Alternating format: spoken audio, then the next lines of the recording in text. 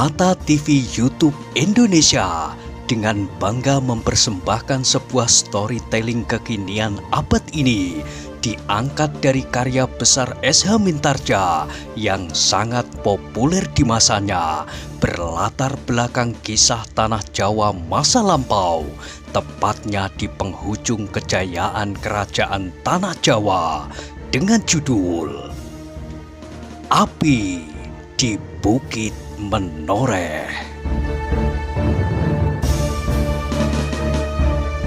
Pada kesempatan yang sangat baik ini, kita masuk pada episode yang ke-88. Selamat menikmati.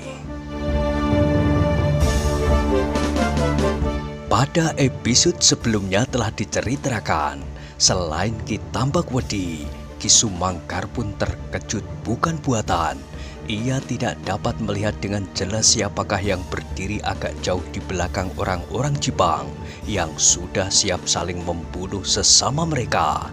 Ia tidak dapat mengatakan bahwa Ki Tambak Wedi yang baru saja melontarkan gelang besinya meloncat kembali ke atas batu padas itu. Sebab Ki Tambak Wedi kini masih tegak berdiri di antara kedua belah pihak orang-orang Jipang yang berbeda pendapat. Namun menilik senjata yang dibawanya berujung runcing di pangkal dan ujungnya. Ternyata pula dari cara orang itu memegang tangkainya tepat di tengah-tengah, maka orang itu mirip benar dengan Ki Tambak Wedi sendiri. Terdengar kemudian Ki Tambak Wedi menggeram. Dengan lantang ia berkata, "Hei, setan manakah kau ini? Dari mana mendapat senjata yang mirip dengan senjata Tambak Wedi?" Ketika orang itu menjawab, maka dada Ki Sumangkar dan Ki Tambak Wedi berdesir seperti tersentuh ujung senjata itu sendiri. Berkata orang itu, "Kenapa kau heran, Ki Tambak Wedi? Apakah hanya Tambak Wedi yang memiliki jenis senjata macam ini?" Dalam keremangan cahaya obor yang lemah, tampaklah wajah Ki Sumangkar seakan-akan menjadi terang. Perlahan-lahan ketegangan di wajahnya terurai dan perlahan-lahan pula tampak bibirnya tersenyum. Katanya, "Selamat malam Kiai Gringsing. Aku tidak menyangka bahwa Kiai akan datang secepat ini. Tetapi senjata di tanganmu benar-benar mengejutkan kami. Dalam gelap kami tidak segera mengenal Kiai, tetapi suara Kiai tidak dapat mengelabui kami lagi." Kiai Gringsing tertawa.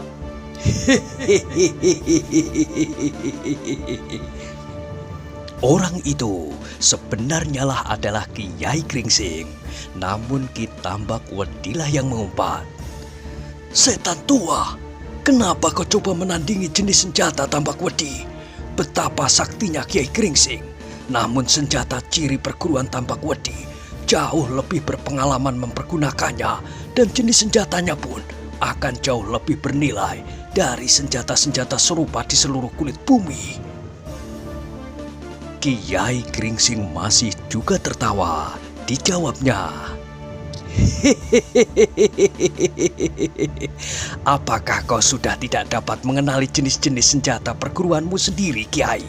Senjata ini pun adalah senjata ciri kebesaran perguruan Tambak Wedi, bukan sekedar senjata buatan Pandai Besi, apalagi buatan almarhum Pandai Besi Sendang Gabus, sama sekali bukan. Apakah kau tidak segera mengenal pamor ujung senjata ini? Sungguh dahsyat menurut penilaianku, sebab senjata lereng Merapi memang dahsyat, sedahsyat orangnya." "Gila!" seru Ki Tambak Wedi sekeras petir. "Jangan membual, ayo katakan, kenapa kau di sini?" "Jangan marah, Kiai," sahut Kiai Gringsing. "Apakah kau tidak ingin tahu dari mana aku mendapatkan senjata ini?" "Tidak," jawab Ki Tambak Wedi. "Aku sudah tahu, itu pasti senjata Sidanti yang tertinggal di Sangkal Putung." Kiai Gringsing tertawa semakin keras, kemudian katanya, Hehehe. Nah, tepat. Kau belum melupakan senjata ini, tetapi adalah aneh sekali bahwa senjata ciri kebesaran suatu perguruan sampai tertinggal di suatu tempat. Kenapa, Kiai? Jangan banyak bicara. Ayo, katakan, apa maumu? Kenapa yang bertanya kepadaku bukan Adi Sumangkar atau Angger Sonokeling? Kenapa yang bertanya justru Ki Tambakwedi dari perguruan lereng Merapi? Menurut hematku, tempat ini adalah perkemahan prajurit Jipang, bukan perkemahan Laskar Tambakwedi dan Sidanti yang telah memberontak terhadap pimpinannya itu. Tutup mulutmu. Hehehe, sulit, Kiai. Aku memang senang berkicau seperti burung yang bebas di dahan-dahan. Tak seorang pun mampu melarang. Kau juga tidak. Ki Tambakwedi yang sedang marah itu pun menjadi bertambah marah. Wajahnya yang membara itu pun bertambah merah. Tetapi Kiai Gringsing berkata terus, Ki Tambakwedi, bukankah kau sedang sibuk mencari kawan untuk melawan Untara? Di sini kau menemukan beberapa orang yang dapat kau peralat untuk keperluan itu. Itulah sebabnya aku datang. Aku adalah utusan Angger Untara, langsung untuk menyaksikan sendiri siapakah di antara orang-orang Jipang yang menyadari keadaannya, menyadari masa depannya dan masa depan Demak. Aku adalah utusan Senopati yang mendapat kekuasaan langsung dari Panglima Wiratamtama di Pajang. Karena itu, maka kata-kata yang aku ucapkan adalah kata-kata Panglima Wiratamtama itu sendiri, Ki Gede Pemanahan, bahwa Pajang yang akan membuat penilaian yang seadil-adilnya bagi mereka yang menyadari keadaannya sesuai dengan pesan terakhir Angger Macan Kepatihan, Senopati besar yang selama ini kau banggakan. Ki Tambakwedi tidak dapat menahan dirinya lagi. Tiba-tiba tangan kanannya bergetar dan dari tangan itu meluncurlah sebuah benda langsung mengarah ke dada Kiai Gringsing. Sepotong besi yang dibentuk seperti sebuah gelang yang besar. Tetapi Kiai Gringsing itu pun tidak sedang berbicara sambil bermimpi. Ia sudah menduga bahwa Ki Tambakwedi akan langsung menyerangnya dengan jenis senjatanya itu. Karena itu dengan lincahnya ia merendahkan dirinya, menghindari sambaran gelang-gelang besi itu. Betapa bulu-bulu kuduk orang-orang Jipang itu kemudian menjadi tegak ketika mereka mendengar bunyi gemerasak dari gelang-gelang besi yang tidak mengenai sasarannya, tetapi langsung memukul dahan-dahan dan ranting-ranting kayu. Suaranya seperti arus prahara yang mematahkan cabang-cabang pepohonan hutan. Tetapi suara gemerasak yang dahsyat sedahsyat suara prahara itu bagi Ki Tambakwedi seolah-olah mengamuk di dalam dadanya sendiri. Kemarahannya yang meluap-luap serasa telah menghanguskan jantungnya. Namun ia tidak segera dapat berbuat apa-apa. Bahkan dilihatnya Kiai Gringsing tertawa sambil berkata, hehehe, hampir-hampir dadaku pecah karenanya. Kalau aku memegang senjata ciri perguruan Kiai Gringsing, maka aku akan menggenggam senjata perguruan Ki Tambakwedi sendiri. Aku tidak yakin apakah senjata ini cukup kuat untuk menangkis. Adi Sumangkar berani melakukannya karena ia yakin akan kekuatan senjatanya, sebab senjata itu adalah senjatanya sendiri. Jangan banyak cakap, potong Ki Tambakwedi. Aku kira kita sudah sampai waktunya untuk menyelesaikan persoalan kita yang selama ini terpendam di dalam hati. Aku tidak berkeberatan, sahut Kiai Gringsing dengan tenang. Adalah menjadi kewajibanku untuk melayanimu. Memang sebaiknya kau mengurus persoalanmu sendiri, persoalanmu dengan Kiai Gringsing misalnya, daripada kamu mengurus soal orang lain. Biarkan Adi Sumangkar dan Angger Sonokeling menyelesaikan persoalan mereka. Sementara itu marilah kita tinggalkan tempat ini, kita selesaikan persoalan kita sendiri. Keringat dingin telah mengalir membasahi seluruh tubuh Ki Tambak Wedi yang garang itu. Betapa ia mengumpat di dalam hatinya. Ternyata sekali lagi Kiai Gringsing telah menghalang-halanginya. Dengan suara parau penuh kemarahan, ia berkata, "Kiai Gringsing, kalau kau ingin membuat perhitungan dengan Ki Tambak Wedi, tunggulah aku di sisi hutan ini. Setelah aku menyelesaikan urusanku di sini, maka aku akan segera datang." "Apakah kepentinganmu di sini itu? Kau adalah orang asing di sini, seperti aku. Kalau kau berhak turut campur di sini, maka aku akan turut campur pula." "Setan!" geram Ki Tambak Wedi. "Kau selalu menggangguku. Kau juga selalu mengganggu orang lain. Sekarang menjadi jelas bagiku," berkata Ki Tambak Wedi itu keras-keras. Ternyata Sumangkar dan Kiai Gringsing telah sependapat untuk bersama-sama menjerumuskan Cipang ke dalam bencana. "Jangan mengigau. Kalau kami, orang-orang Pajang, benar-benar ingin menghancurkan Laskar Cipang, sekarang adalah saatnya. Aku bisa membawa seluruh kekuatan Pajang itu kemari, mengepung kalian dan menumpas kalian habis-habisan." Darah Sono Keling tersirap mendengar kata-kata itu. Benar-benar suatu penghinaan bagi pasukan Cipang. Bukan saja Sono Keling, tetapi terasa sesuatu berdesir pula di dalam dada Ki Sumangkar.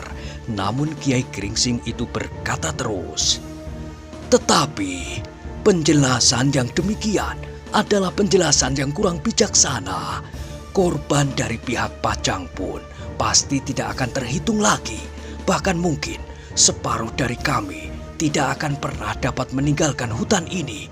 Dalam penjelasan yang demikian itu, maka dendam akan tertanam dalam-dalam di hati kita masing-masing, sehingga setiap saat akan terungkapkan kembali. Tetapi Ki Gede Pemanahan akan mencoba mencari jalan yang lebih baik, kecuali bagi mereka yang membangkang. Mereka akan benar-benar dihancurkan, hancur dalam arti lahir dan batinnya." Tiba-tiba kata-kata itu terpotong oleh ledakan hati Sono Keling yang sudah tak tertahankan lagi. Katanya berteriak, "Jangan berkicau seperti orang gila. Jangan kau sangka kami orang-orang Cipang adalah kelinci-kelinci yang tidak berdaya. Ayo, kerahkan seluruh prajurit Wiratamtama Pajang.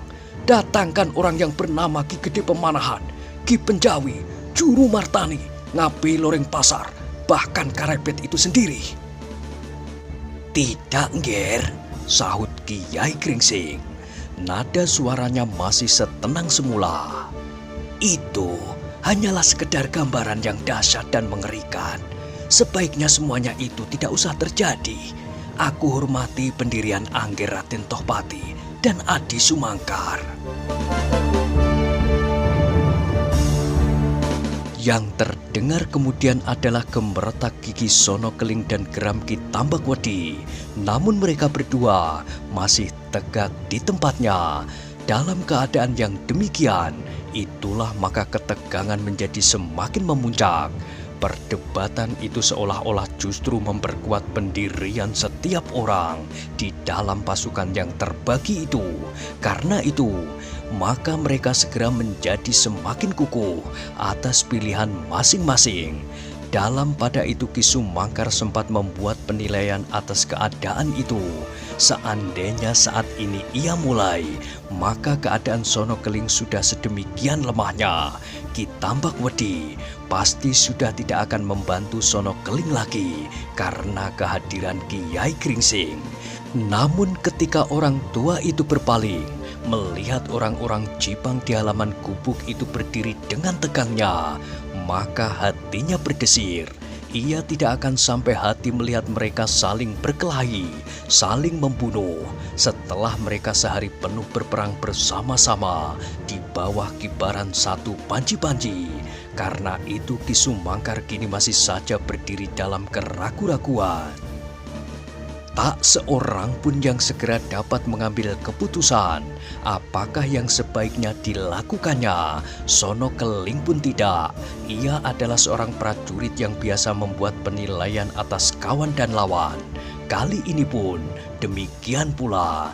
Ia menyadari bahwa dengan kehadiran Kiai Gringsing, maka ia tidak akan segera berhasil menangkap apalagi membinasakan Ki Sumangkar. Dalam pada itu Ki Sumangkar ternyata jauh lebih mengendap dari Sono Keling. Ia mencoba membuat pemecahan sementara atas persoalan yang dihadapinya karena ia tidak sampai hati melihat benturan di antara mereka yang selama ini telah bersama-sama hidup dalam satu lingkungan. Maka katanya, "Angger Sono Keling, kalau pendirian kita sudah tidak dapat bertemu, maka baiklah kita memilih jalan kita masing-masing. Dengan demikian, kita akan menghindari pertumpahan darah di antara kita. Seterusnya, biarlah kita serahkan pada perkembangan keadaan." Sono Keling menggeram mendengar kata-kata Ki Sumangkar itu. Ia mengerti benar maksudnya. Meskipun dengan demikian ia tidak harus bertempur melawan orang tua itu. Namun hatinya sakit bukan kepalang. Sebenarnya ia ingin menangkap Ki Sumangkar, menyumbat mulutnya dengan tangkai pedangnya dan memukul kepalanya dengan tongkatnya itu sendiri. Tetapi ia menyadarinya bahwa hal itu tak akan dapat dilakukannya, apalagi setelah setan tua yang menamakan dirinya Kiai Gringsing, yang menurut pengamatan Sono Keling, sikap dan tanggapan Ki Tambakwedi dan Ki Sumangkar telah meyakinkannya tentang orang itu hadir pula di tempat itu. Karena itu, sesaat Sono Keling menjadi ragu-ragu, Ki Tambakwedi pun tidak berkata sesuatu. Hantu lereng Merapi itu pun sedang sibuk mempertimbangkan keadaan. Namun kehadiran Kiai Gringsing benar-benar telah merusak rencananya. Maka satu-satunya kemungkinan yang ada saat itu yang paling baik adalah menerima tawaran Ki Sumangkar. Meskipun hal itu berarti kekuatan orang-orang Jipang itu kira-kira tinggal separuh, namun yang separuh itu masih tetap utuh. Kalau mereka bertempur pada saat itu, maka yang separuh itu pun telah jauh berkurang lagi.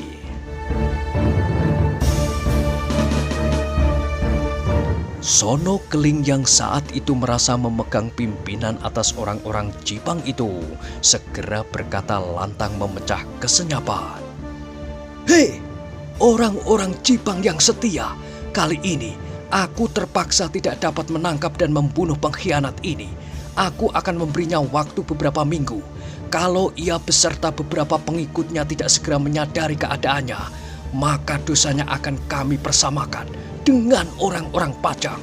Setiap kali kita bertemu, di mana dan kapan saja, maka mereka pasti akan kami penggal kepala mereka itu."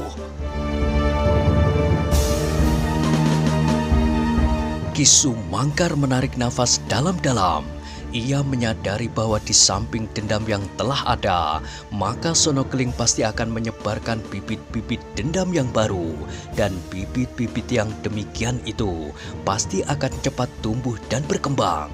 Jauh lebih cepat dari setiap bibit kebaikan dan kebajikan. Seperti bibit alang-alang, maka bibit dendam itu segera menjadi rimbun. Sedang bibit kebajikan akan tumbuh dan berkembang sangat lambat, seperti pohon anggrek. Namun apabila keduanya kelak berbunga, maka alangkah indahnya bunga anggrek itu, dan alangkah tidak berharga bunga rumput alang-alang. Setiap orang akan menghindarinya, dan apabila tak ada jalan lain, maka bunga rumput alang-alang akan terinjak-injak kaki. Tetapi ia tidak dapat mencegah saat itu. Kalau ia mempergunakan kekerasan, maka korbannya akan terlampau banyak. Ia mengharap bahwa orang-orang yang berpihak kepada Sono Keling itu pun kelak akan menyadari dirinya dan datang kepadanya dengan penyesalan dan kesadaran. Demikianlah Ki Sumangkar kemudian melihat Sono Keling melangkah dan membungkuk mengambil pedangnya. Sesaat kemudian dipandanginya para pemimpin Jipang yang lain. Sesaat mereka menjadi ragu-ragu, namun kemudian terdengar Sono Keling berkata kepada mereka, "Akulah kini pemimpinmu. Siapa yang setia pada sumpahnya sebagai seorang prajurit, ikutlah aku. Aku perintahkan kepadamu sekalian, ikuti aku dan para prajurit yang sadar akan harga dirinya." Ki Sumangkar sama sekali tidak memotong kata-kata Sono Keling. Dibiarkannya para pemimpin itu memilih pihak. Namun sesaat mereka masih tetap berdiri di tempat mereka masing-masing, Sono Keling menggeretakkan giginya melihat keraguan-raguan itu. Dengan kerasnya ia berteriak, "Ikuti aku!" Tiba-tiba dari antara para pemimpin itu terdengar alap-alap Jolo Tundo bertanya, "Kemana?" Sono Keling terdiam sesaat. Ia menjadi bingung kemana. Ya, kemana ia akan pergi. Tetapi menurut perhitungannya, memang seharusnya mereka meninggalkan tempat itu. Tempat itu telah diketahui oleh Kiai Gringsing yang nyata-nyata memihak kepada Pajang, bahkan utusan senopati muda yang bernama Untara. Tempat itu telah dikenal baik-baik segala sudut-sudutnya oleh Ki Sumangkar yang menurut penilaian Sono Keling telah menjadi berkhianat. Tetapi kemana? Dalam kebimbangan itu terdengar Ki Tambakuwedi berkata dengan suara parau penuh kebencian, "Mari Nger, kita pergi bersama-sama. Padepokan Tambakuwedi akan cukup luas menampung kalian. Jangan cemas bahwa kekuatan kalian berkurang. Kekuatan kalian segera akan pulih kembali setelah Tambakuwedi dan Sidanti berbuat sesuatu." Kata-kata Ki Tambakuwedi yang diucapkan pada saat Sono Keling sedang diliputi oleh kebingungan itu merupakan satu-satunya kemungkinan baginya. Karena itu tanpa berpikir panjang segera ia menyahut, "Baik, aku akan pergi bersama Kiai." Kemudian kepada para pemimpin Jipang ia berkata, "Tinggallah bersama pengkhianat ini. Siapa yang akan berkhianat?" Sono Keling itu kemudian tidak berkata sepatah kata pun lagi.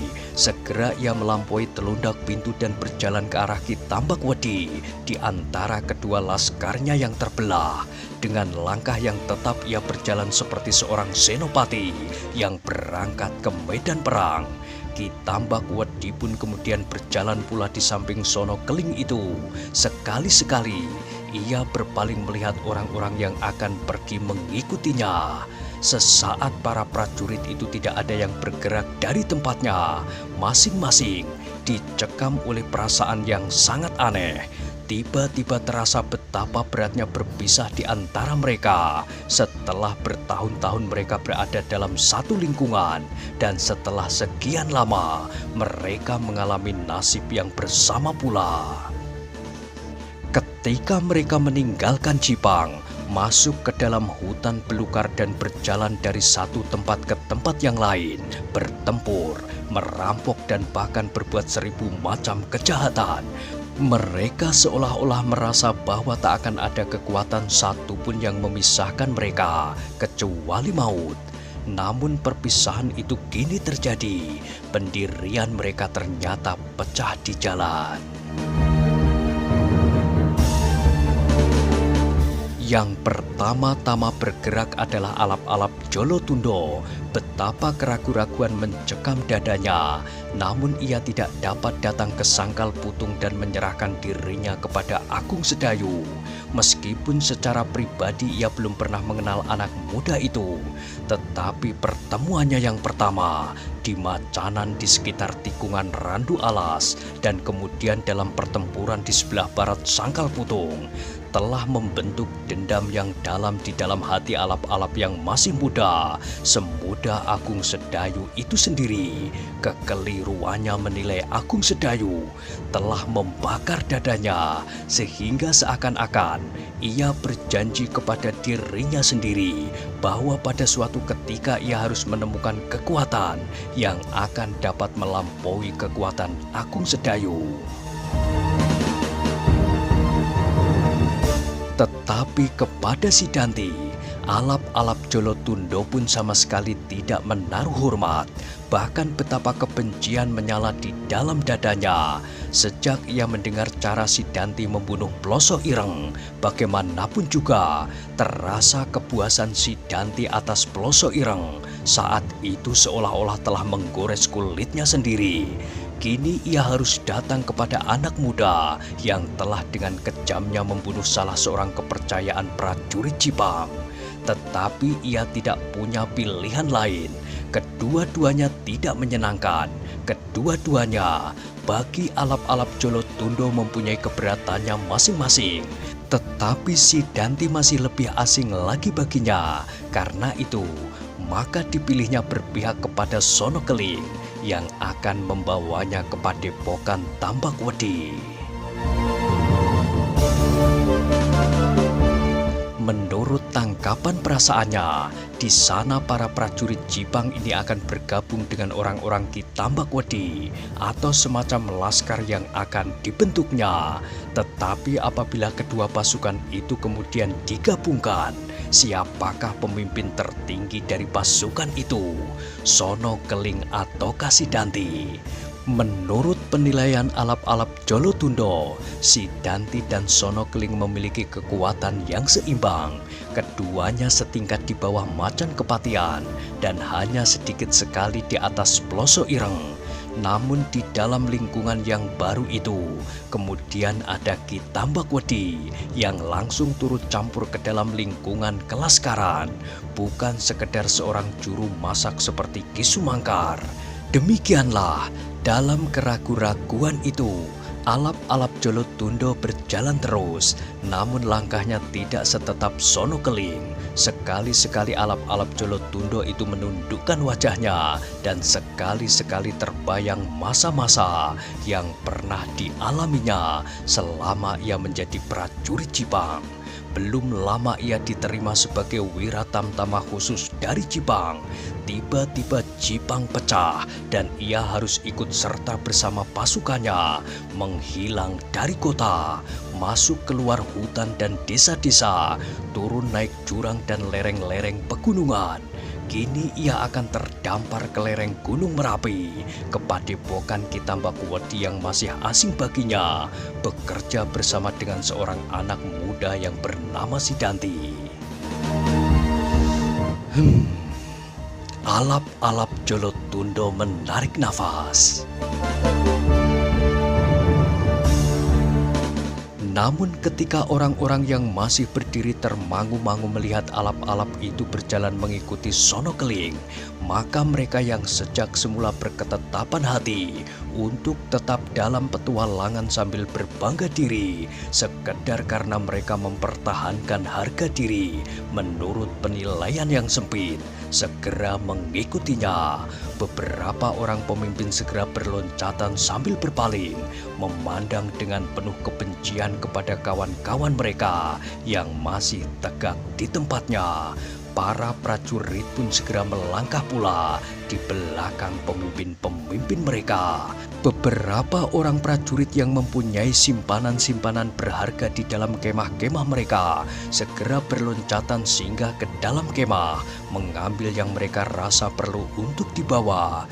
Tetapi sebagian dari mereka sama sekali tidak lagi menghiraukan beberapa lembar kain yang tertinggal di dalam kemah-kemah mereka, asal senjata-senjata mereka telah berada di tangan. Lembaran-lembaran kain dan baju akan mereka dapatkan di sepanjang jalan yang akan mereka lalui. Setiap rumah pasti akan membuka pintu lebar-lebar bagi mereka. Setiap rumah akan menyediakan apa yang mereka perlukan: makan, minum, bahkan pakaian. Tetapi apa yang mereka sediakan itu sama sekali bukan karena mereka pendukung-pendukung yang setia dari orang-orang Jipang itu. Bahkan mereka serahkan dengan ikhlas. Namun karena di hadapan hidung mereka berkilat-kilat ujung-ujung pedang dan tombak. Tetapi bagi orang-orang yang sedang berpetualang itu, sama sekali tak ada bedanya apakah semuanya itu diserahkan dengan ikhlas ataupun tidak. Namun apa yang mereka terima akan dapat mereka pergunakan sebaik-baiknya. Maka sesaat kemudian, orang-orang Jipang itu seolah-olah mengalir meninggalkan halaman yang kotor dari kubu pimpinan perkemahan itu. Semakin lama, semakin panjang. Di ujung barisan berjalan Sono Keling dan Ki Tambak Wedi seperti sepasang pahlawan yang sedang diarak menuju ke medan perang. Kemudian di belakangnya berjalan alap-alap Jolo Tundo yang dikejar-kejar oleh kebimbangan. Kemudian beberapa pemimpin yang lain dan para prajurit yang merasa dirinya seolah-olah pejuang-pejuang yang segan berkhianat atas perjuangannya. Tetapi mereka sama sekali tidak berpijak pada dunia kenyataan yang sedang mereka hadapi, serta perkembangan keadaan di sekitar tempat mereka bersembunyi. Akhirnya, orang-orang Jipang itu semakin lama menjadi semakin sedikit. Separuh dari mereka telah meninggalkan mereka di tengah-tengah hutan yang gelap pekat, yang tampak kemudian hanyalah sinar-sinar obor di kejauhan di antara kepadatan pohon-pohon raksasa dan gerumbul-gerumbul perdu. Nah, bagaimanakah kisah selanjutnya? Silakan ikuti terus kisah Api di Bukit Menoreh pada episode berikutnya. Sampai jumpa.